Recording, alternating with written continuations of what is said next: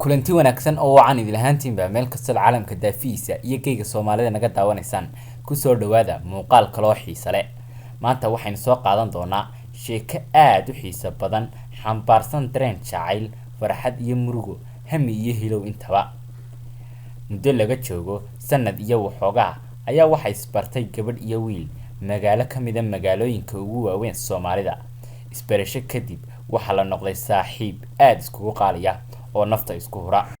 Hibe iyo Hanad waa dadka ay sheekadu ku dulmeeraysay, waxay noqdeen dad marna isjecel marna walaal ah oo loo riyaaqay wada socodkooda iyo xushmada jacaylkooda.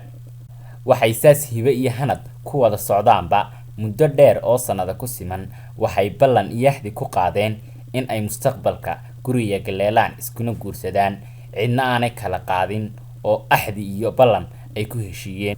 Muddo ku siman 2 bilood iyo badh kadib ayaa waxa kala tagay Hanad iyo Hibo. oo Hanad waxa uu waxbarasho u aaday dalka dabadiisa, uu jaamacad ka dhiganayay intii aanay isbaran. Hibo waxaana ballan lagu qaaday 2 sano ee u dhiman jaamacadda inuu soo dhameysto, kabacdi marka uu dalka ku soo noqdana ay guur yagleelaan. Haddaba muddada ay kala maqnaayeen, jacaylkoodu muu baabi'in mana uu nusqaamin ee sidii ayuu u sii socday. Xidhiidhkoodu waxaabad moodaysay sidii dad wada jooga oo kale. Maalin iyo habeenba jacaylkoodu wuxuu ahaa mid xidhiidhsan. Waxayna aad ugu farxeen oofinta ballantii iyo ahdiga ay wada galeen in ay sideedii uga soo baxeen. Waxay labaduba sugi la'yihiin sanadaha yar ee kooban ee ka hadhay muddada guurkooda. Ilaan horaa loo yiri beer wax jecel waa balaaye, allow nabad nagu gaarsii ayaa lagu wada ducaystay. Intaas markay sheekadu maraysay ayaa waxa maalintii dambe Hibo u sheegtay Hanad arrin uusan jeclaysan oo welwel ku riday, murugo aad u badanna ku beertay markuu maqlay sheekadaas.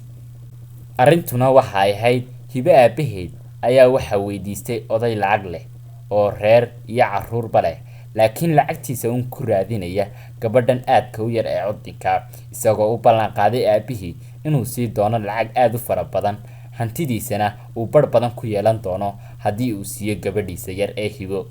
Dhanka kale waxa isla Hibo uu ballan qaaday odaygii inuu sii doono lacag aad u fara badan, dahab iyo gaari ay ku socoto adduunka meesha ay doontana uu ka dejin doono, nolosheeduna ay noqon doonto mid rayn iyo badhaaro ku waarta.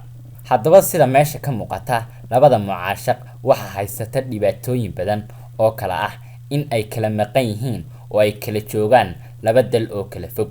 Sidoo kale inaanay haysan hanti ay isku guursadaan haddii ay wada joogi lahaayeenba. Laakiin waxa u dhaxeeya jacayl iyo kalsooni, taasoo keenaysa in aan cidi kala qaadin. Haddaba 4 qof ee sheekada ku jira mid waliba wuxuu tabanayaa ama dhaliilsan yahay arrin isaga u gaar ah, kuwaasoo 4 qof ee sheekada ku jira ay kala yihiin. 1.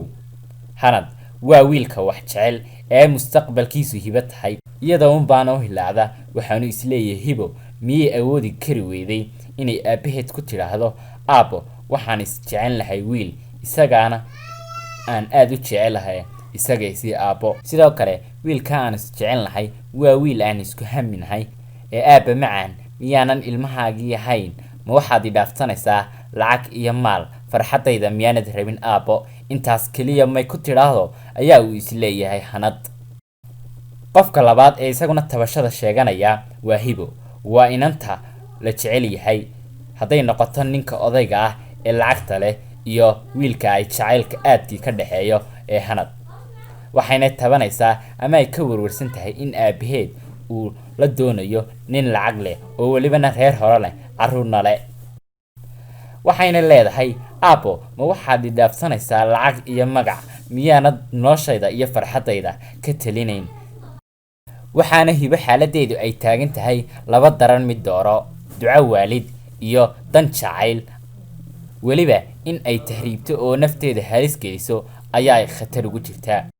Qofka saddexaad ee isaguna wax tabanaya waa aabaha inanta dhalay. Waxa uu ku haminayaa inuu ilmihiisa ugu taliyo sida uu doonayo, inuu arko mustaqbalkeedu sidaas ayaa uu ku fiican yahay. Waxaana uu ku haminayaa in uu inantiisa siiyo ninka lacagta leh si uu u rumeeyo ballanqaadkii uu ballan qaaday odaygan inantiisa soo doontay. qofka afraad ee sheekada ku jira isaguna wax tabanaya waa Xaaji Lacag. waa ninka soo doontay Hibo isaga oo lacagtiisa iyo maalkiisa badan ku doonaya inuu ku helo gabadhan yar ee Hibo lagu magacaabo.